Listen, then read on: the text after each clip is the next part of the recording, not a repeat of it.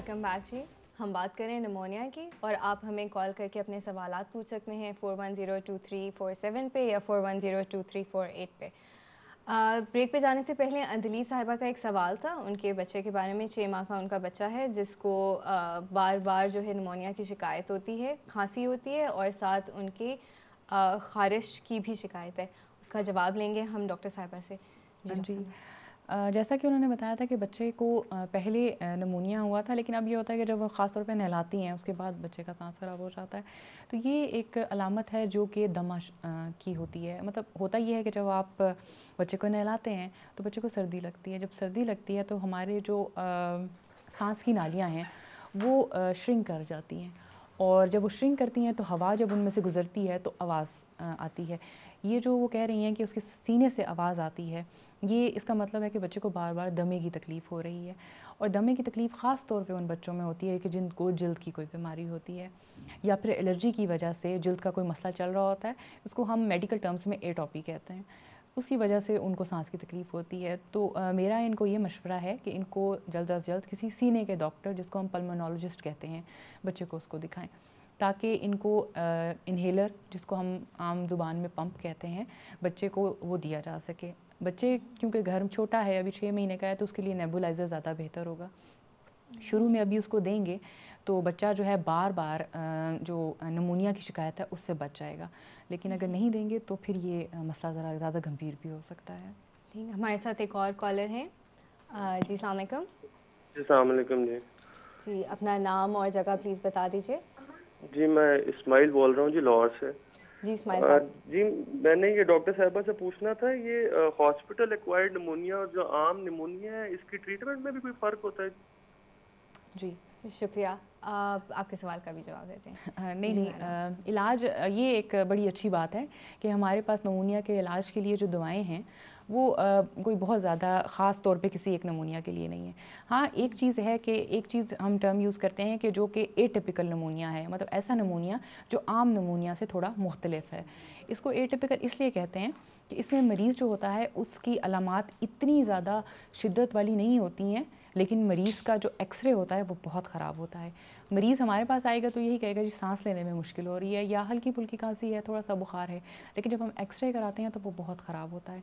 उसके लिए दवाई थोड़ी मुख्तलिफ है, लेकिन जो हॉस्पिटल एक्वायर्ड नमूनिया है या कम्युनिटी एक्वायर्ड नमूनिया है, इनके लिए दवाइयाँ जो हैं वही हैं जो कि हम आमतौर पर इस्तेमाल करते हैं। मुख्तलिफ ग्रुप्स हैं दवाइयों के, इसमें हम पेनिसिलिन्स भी यूज़ कर सकते हैं, सेफ्लोस्पोरिन्स भी यूज़ कर सकते हैं, इसके अलावा क्यूनोलोन्स भी यूज़ कर सकते हैं। ये ख़ास मेडिकल टर्म्स हैं, लेकिन डॉक्टर जो है इनमें से जो चाहे दे सकता है।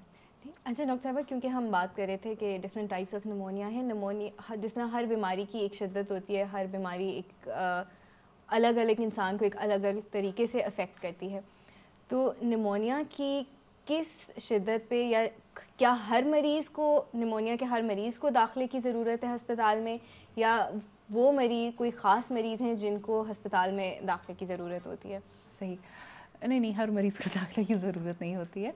हम ख़ास तौर पे जब हम जो है फ़िक्रमंद होते हैं वो बच्चों के लिए होते हैं और बुज़ुर्गों के लिए होते हैं, लेकिन दरमियानी उम्र के लोगों में हम अमूमन उनको दवाई दे देते हैं और वो घर पे ले सकते हैं। थोड़ी बहुत एहतियात करनी होती है, जैसे कि मैंने बताया, आराम करें, मशरूबात लें और क्या कहते हैं, अपनी खुराक का ध्यान रखें, ये चीज़ है।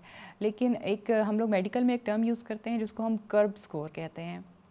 उसमें हम 4-5 चीज़ें देखते हैं। एक तो 65 साल से ज़्यादा उम्र के जो लोग होते हैं, दूसरा गनूदगी तारी होना, तीसरा ये कि सांस लेने की जो रफ़्तार है जो कि अमूमन 14 से 15 होती है 1 मिनट में, जब वो बहुत ज़्यादा बढ़ जाती है, और ब्लड प्रेशर। अगर ब्लड प्रेशर कम हो रहा है तो हम फ़िक्रमंद हो जाते हैं, हम ज़रूर ऐसे मरीज़ों को दाखिल करते हैं। या फिर ऐसे मरीज़ हों कि जिनमें ऐसी अलामात आ रही हों जो कि हमें ये मतलब ये कि कह रही हों कि आप दवाई नहीं खा सकते। मिसाल के तौर पे उनको उल्टियाँ हो रही हैं, पेचिश हो रहे हैं, या फिर ये कि वो दवाई ले ही नहीं सक रहे हैं गनुदगी की वजह से, फिर उन लोगों को हम दाखिल कर लेते हैं और उन लोगों को फिर हम खून की नाड़ के ज़रिए दवाइयाँ देते हैं। ठीक, हमारे साथ एक और कॉलर हैं। जी अस्सलाम वालेकुम।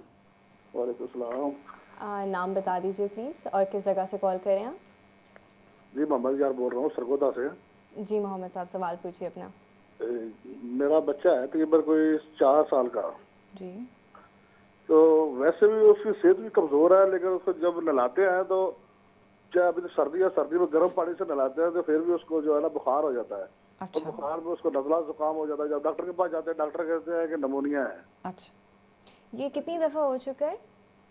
ये सर्दियों में उसके साथ होता है, गर्मियों में दिन में 10-10 मरतबा नहलाते हैं कुछ नहीं होता, लेकिन खासकर सर्दियों में गर्म पानी से नहलाते हैं फिर ही उसको बुखार हो जाता है। ठीक है, आपने कभी बुखार थर्मामीटर पर चेक किया है उनका, या आपको सिर्फ महसूस होता है? नहीं, वो तो डॉक्टर साहब ही चेक करते हैं। वो थर्मामीटर बगल में थर्मामीटर लगाते हैं, लगा के तो वो कह देते हैं जी बुखार है जी।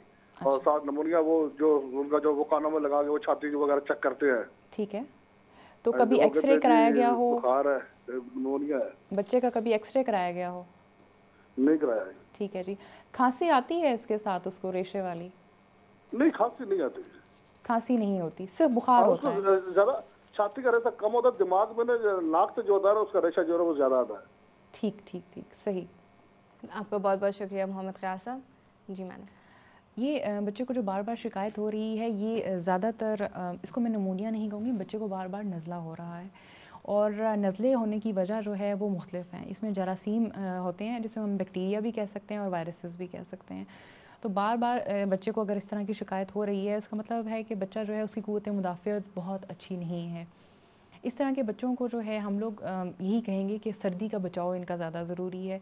नहलाते हुए उन्होंने बताया कि गर्म पानी से नहलाते हैं, बिल्कुल ठीक है, लेकिन नहलाने के बाद की एहतियात बहुत ज़रूरी है कि बच्चे को जो है गर्म रखना, उसको इनर पहनाना और उसको बदलते मौसम में भी गर्म रखना, और उसको ऐसी खुराक देना कि जो कि मतलब जिनको जो है क़ुव्वत मुदाफ़ियत को बढ़ा सकें।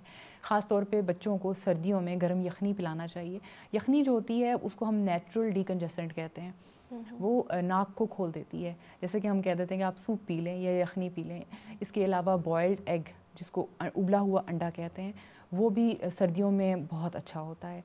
ये 2-3 चीज़ें करें। और इसके अलावा बच्चे को बार बार एलर्जी की शिकायत हो सकती है, तो ऐसी सूरत में बच्चे को एक ग्रुप है जिसको हम एंटी हिस्टामीन्स कहते हैं, वो दे दिया जाता है, साथ में थोड़ी सी ब्रूफिन दे दी जाती है। तो इससे ये होता है कि बच्चे के जो नाक के अंदर सोजिश हो जाती है, जिससे बार बार नाक बंद हो जाता है, वो बेहतर हो जाता है। लेकिन इसको बार बार नमूनिया कहना और एंटीबायोटिक्स का बेदरेल इस्तेमाल करना मुनासिब नहीं होगा। एक्सरे ज़रूर एक बच्चे का हो जाना चाहिए। अच्छा, मैं परहेज़ के बारे में आपसे पूछूंगी, जो अक्सर लोग पूछते हैं कि नमोनिया के अंदर हमें खाने में क्या परहेज़ करना चाहिए, लेकिन उसके साथ हमारे साथ एक कॉलर है। उससे पहले जी अस्सलाम वालेकुम। जी अस्सलाम वालेकुम जी। जी बताइए जी किधर मैं से बात मोहसिन करें? बोल रहा हूँ गुजरांवाला से। जी जी जी मेरा सवाल है डॉक्टर साहब से कि बच्चों को नमूनिया की वैक्सीनेशन किस एज में दी जाती है, और क्या कोई बड़ों के लिए भी वैक्सीनेशन इसके होती है नमूनिया के लिए? ठीक, बहुत बहुत शुक्रिया आपका। हमारे साथ एक और कॉलर है, हम ज़रा 2 सवाल एक साथ आज लेंगे। जी अस्सलाम वालेकुम। वालेकुम सलाम। जी जी जी बात बताइए। कर रहा हूँ मैं बता रहा हूँ कि वो आसफ, मैं बात कर रहा हूँ चकवाल से। तो ये ना कि वो बुखार उसको ज़्यादा जैसे भी नहा ले या फिर उसके बाद कोई सर्दी में बाहर चला जाए बाइक पे, तो जैसे भी वो ठंड लगती है ना उसको बुखार चढ़ जाता है, या नहा ले तो भी बुखार चढ़ जाता है, उसको खुशक खांसी होती है। तो ये 3 महीने हो गए तकरीबन, डॉक्टरों से भी दवाई ले ली, कोई कैसी दवाई लेके दे देता है, कोई कैसी दवाई लेके दे देता है। ये समझ नहीं आ रही है इसका क्या मसला होगा। एक्सरे हुआ है जी उनका, सीने का एक्सरा? जी एक्सरा हुआ, एक्सरा तकरीबन पहले हुआ था जब शुरू में, तो वो तो कह रहे थे कुछ भी नहीं है, अभी तो नहीं करवाया। मतलब ठीक है, 3 महीने हो गए लेकिन एक्सरे दोबारा नहीं कराया है। ठीक है, नहीं, सांस वैसे ले, डॉक्टरों से दवाई ली है। ठीक है, सांस लेते हुए सीटियों की आवाज़ तो नहीं आती है आपके सीने से? हल्की हल्की आती है। तो ये है ना, सांस काम करने से या कोई ज्यादा चलने से या दौड़ने से सांस तो चढ़ जाता है, फूल जाता है। सही, ठीक है आपका जी। बहुत बहुत शुक्रिया। हम इन दोनों सवाल के जवाब देंगे और नमोनिया के अंदर परहेज़ का जो खाना है उसके बारे में बात करेंगे इस छोटी सी ब्रेक के बाद।